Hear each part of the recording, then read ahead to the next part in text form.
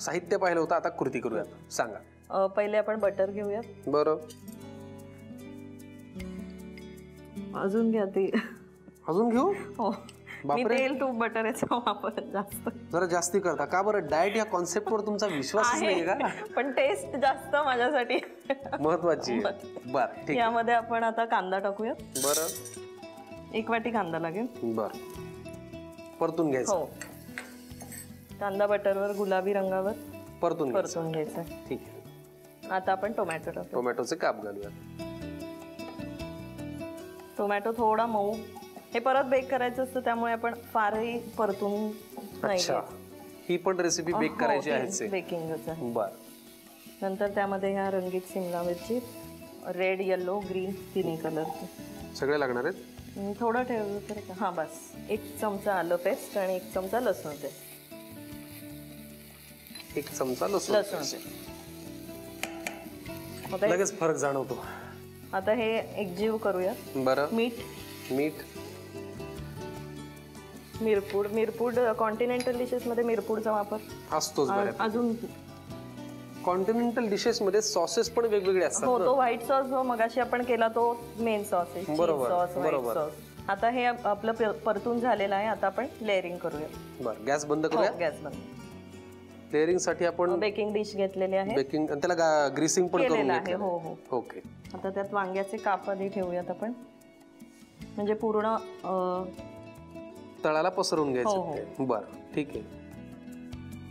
आता त्याच्यावर आपल्याला हे जे आपण कांद्याचं मिश्रण केलेलं आहे ते टाकायचं. बरं. मग तुम्ही कढई धरा, मी तुम्हाला मदत करतो. सगळीकडून इव्हनली स्प्रेड करायचं आहे त्याला. बरं. पुरे इव्हनली स्प्रेड करून घ्यायचं. आणि वरून परत हे जे आपण तळून घेतलेले आहेत हे काप पुन्हा लावायचं, म्हणजे लेयर्स करायचे आहेत. बरोबर.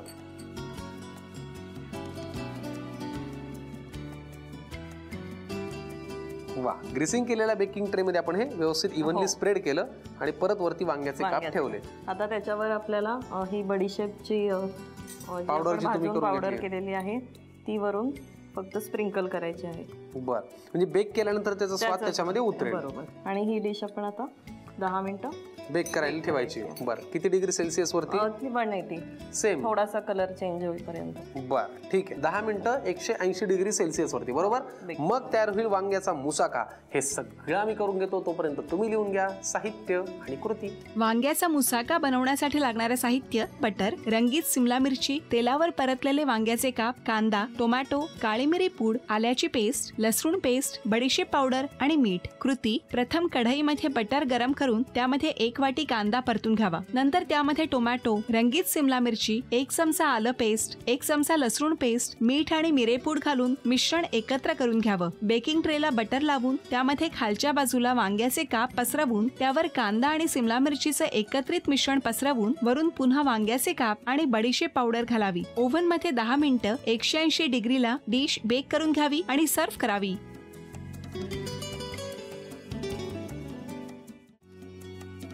याला सगळं एकत्र करू, या सगळ्या मिश्रणाला. त्याचबरोबर आता याच्यात टाकू आपण 1 अर्धा वाटी पनीर. याच्यात टाकूया पाणी. मंडळी, याच्यामध्ये मॉइश्चर थोडंसं आहे, तर बेसन कॉर्नफ्लोअर आपण किंचित याच्यामध्ये वाढवूया. जर पनीर नसेल घरामध्ये तर आपल्याला थोडासा, तुम्हाला बटाटा वापरायचा तसं पण चालेल. 1 चमचा मी इथे बेसन वाढवलेलं आहे आणि एखादा चमचा कॉर्नफ्लॉवर पण थोडा वाढवू आपण. आणि याच्यात जाणार आहे थोडीशी कोथिंबीर.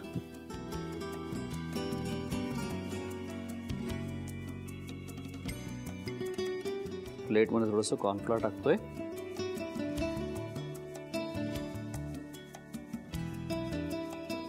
आणि याचे आपण कोफ्ते करून घेऊया.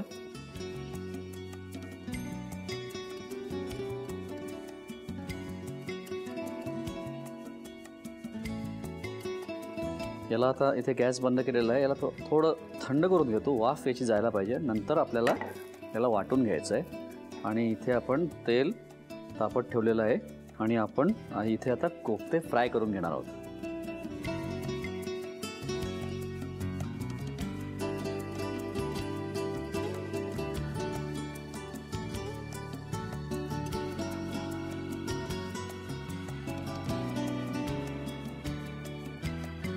बस त्याला असा एक गोल्डन रंग आला छान की आपल्याला याला काढायचं आहे.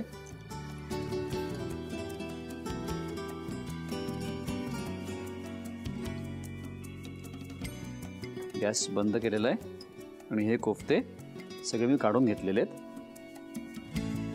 आणि आता काय, ही आपल्याला जी पेस्ट करायची आहे ना, ती करण्यासाठी आपण हे बघा कोफ्ते तर आपले तयार आहेत. आता आपल्याला बनवायचं आहे त्याचं जी ग्रेव्ही आहे ती बनवायची आहे. त्याच्यात घेतोय मी तेल, जाणारी थोडी हिरवी मिरची आणि 1 चमचा आलं लसूण पेस्ट.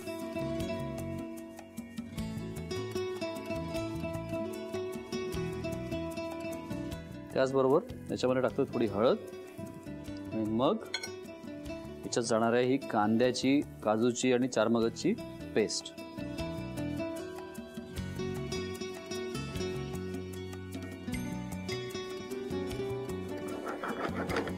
याला आपल्याला एक 3-4 मिनिटं परतून घ्यायचं आहे.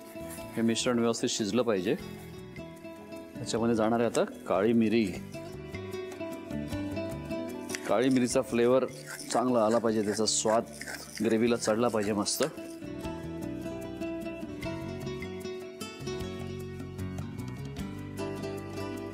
आणि याच्यामध्ये जाणार आहे एक 3 चमचे दही, थोडं पाणी.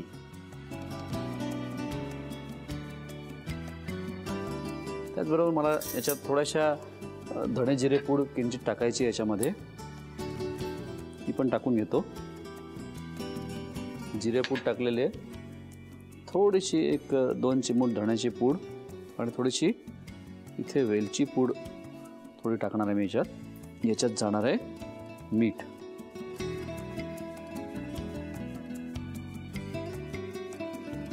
वा, गॅस कमी करून याच्यात टाकतोय मी 1-1.5 चमचा क्रीम आणि सगळ्यात शेवटी कोथिंबीर. आहा,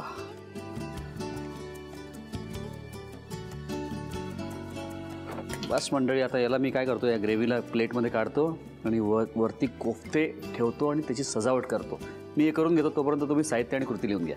कॉर्न कोफ्ता काली मिर्च साठी लागणारे साहित्य: कुस्करलेलं पनीर, बेसन, उकडून कुस्करलेले मक्याचे दाणे, काळी मिरी पूड, दही, बारीक चिरलेला कांदा, चिरलेला कोबी, क्रीम, कॉर्नफ्लोअर, बारीक चिरलेली कोथिंबीर, शेंगदाण्याचं कूट, कापलेली हिरवी सिमला मिरची, चिरलेला लसूण, आलं लसूण पेस्ट, काजू, 4 मगज, जिरपूड, वेलची पूड, धणे पूड, हिरवी मिरची, हळद आणि मीठ. कृती: प्रथम एका बाउलमध्ये उकडून कुस्करलेले मक्याचे दाणे घेऊन त्यामध्ये कोबी, सिमला मिरची, शेंगदाण्याचे कूट, वेलची पूड, हिरवी मिरची, बेसन, कॉर्नफ्लोअर, लसूण आणि मीठ घालून सर्व मिश्रण एकजीव करून घ्यावं. फ्राईंग पॅन मधील तेलामध्ये कांदा, काजू आणि 4 मगज परतून घेऊन त्यामध्ये पाणी घालावं. मक्याच्या मिश्रणामध्ये पनीर घालून पुन्हा नीट एकजीव करून घ्यावं. तयार मिश्रणाचे कोफ्ते करून घ्यावेत. कढईत तेल गरम करून त्यामध्ये कोफ्ते तळून घ्यावेत. परतलेलं काजू आणि कांद्याचं मिश्रण मिक्सर मध्ये वाटून घ्यावं. पॅन मध्ये तेल गरम करून त्यामध्ये हिरवी मिरची, आलं लसूण पेस्ट, हळद, कांदा, काजू आणि 4 मगजची पेस्ट घालून पुन्हा नीट परतून घ्यावं. त्यानंतर काळी मिरी पूड, 3 चमचे दही, पाणी, जिरे पूड, धणे पूड, वेलची पूड आणि मीठ घालून एक उकळी काढावी. उकळी आल्यानंतर 1.5 चमचा क्रीम आणि बारीक चिरलेली कोथिंबीर घालावी. तयार करी एका प्लेट मध्ये काढून वरून कोफ्ते ठेवून डिश सर्व्ह करावी.